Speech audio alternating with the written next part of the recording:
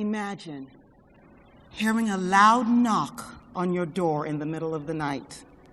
Imagine being told you had to leave immediately. Imagine being paralyzed by fear and confusion. You're in your nightgown. You're in shock. What do you take? What do you leave? Where do you go?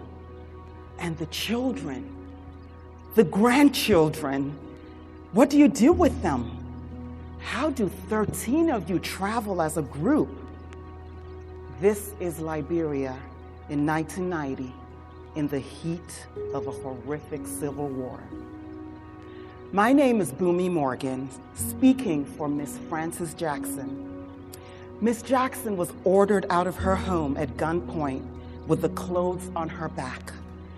Into the streets they went, not quite sure where to turn, 13 of them, joining the throng of confused people on the streets of Monrovia. Do we head north? Do we head south?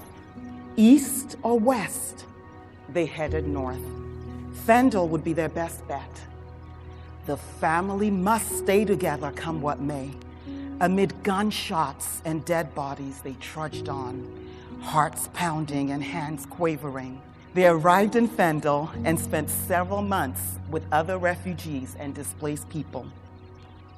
Meanwhile, Miss Jackson's daughter Annie, who lived in the Baltimore area at the time, was in a state of panic. Unable to contact her mom, she feared the worst and prayed for the best. Through a long confluence of events, she found out that her mom and members of her family were alive. They had moved out of Fendel and back to Monrovia. Annie desperately zigzagged through Europe and North Africa to make her way into a country long abandoned by international airlines. A tearful reunion ensued, but the challenges were not over. The goal was to get them out, all 12 of them. They had lost a brother in the heat of the war. They had one option to leave Monrovia on a cargo ship, travel backwards to Nigeria. From Nigeria, they would travel the 300-mile journey to Ghana by land. Upon arrival in Ghana, they settled in a refugee camp. Annie headed back to Baltimore to begin the arduous task of bringing them to America. 7 long, agonizing years later, Annie got them out with help from an organization in Westminster. Miss Frances arrived in Baltimore with 11 others in 1998. What joy, what freedom, what peace. With safety secured, it was time for her to take care of herself. An appointment that went beyond the medical to housing.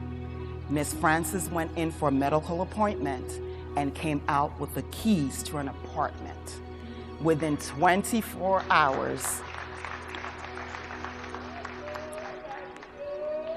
of seeing the doctor, she was settled and moved into her own safe haven, an apartment at Bennett House, a beautiful, affordable senior building run by Bond Secure.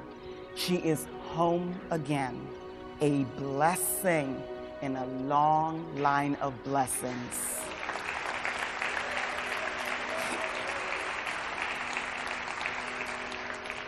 Please join me in honoring and welcoming Mrs. Frances Jackson.